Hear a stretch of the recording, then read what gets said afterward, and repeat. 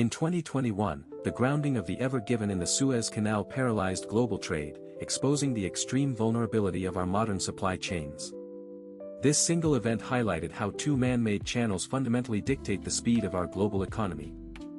Geography has always been the silent architect of human history, with narrow land bridges like the Isthmus of Suez and Panama acting as natural barriers that forced ships to endure thousands of miles of dangerous, time-consuming ocean travel. Long before modern engineering, ancient civilizations attempted to bridge these gaps, such as the Canal of the Pharaohs, which linked the Nile to the Red Sea as early as the 13th century BCE to facilitate regional trade across the desert. However, the 19th century push for a Suez connection was fraught with immense human suffering, as forced labor and harsh desert conditions claimed thousands of lives during the construction period between 1859 and 1869 under Ferdinand de Lesseps. The 1956 Suez Crisis marked a critical geopolitical turning point when President Gamal Abdel Nasser nationalized the canal, triggering an international conflict that signaled the end of British and French colonial dominance in the Middle East and North Africa.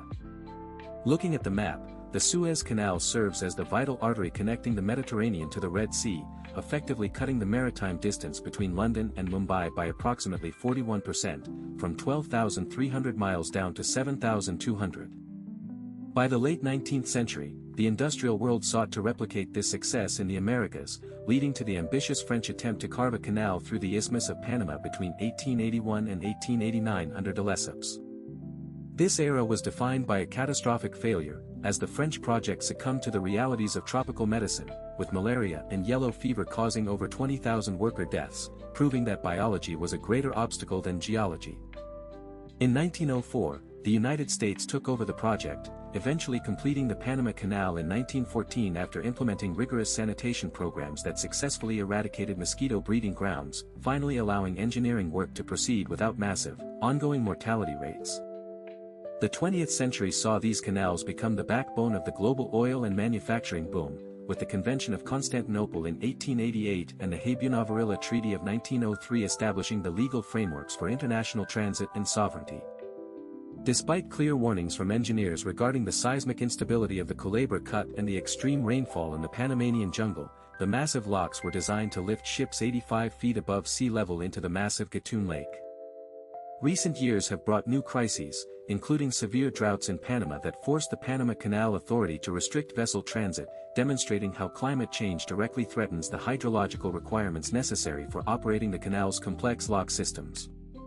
Comparing the two eras, we see a shift from colonial-era exploitation to modern, autonomous management, as evidenced by the 1977 Torrijos-Carter treaties which finally returned total control of the Panama Canal to the Panamanian government by 1999.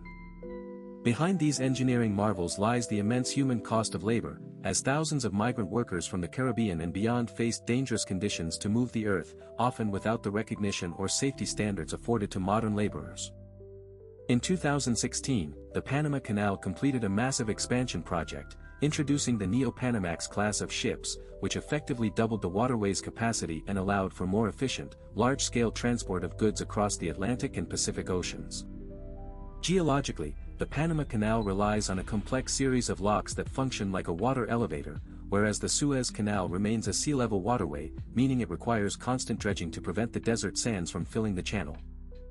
Today, the Suez Canal Authority and the Panama Canal Authority operate as highly sophisticated, autonomous entities, prioritizing neutrality and efficiency while managing the delicate balance of regional security and the ever-increasing demands of international maritime logistics and trade. The legacy of these canals is preserved in museums and national monuments, serving as a testament to human ingenuity while reminding us that our globalized world is built upon fragile, man-made infrastructure that requires constant maintenance and political cooperation. A lesser-known fact is that the Panama Canal's Gatun Lake was, at the time of its creation in 1913, the largest man-made lake in the world, a feat of hydraulic engineering that remains essential for the canal's daily operations. Ultimately, the story of these canals teaches us that geography is not an immutable destiny but a challenge to be overcome through science, policy, and international cooperation, shaping the flow of goods and the prosperity of nations for generations.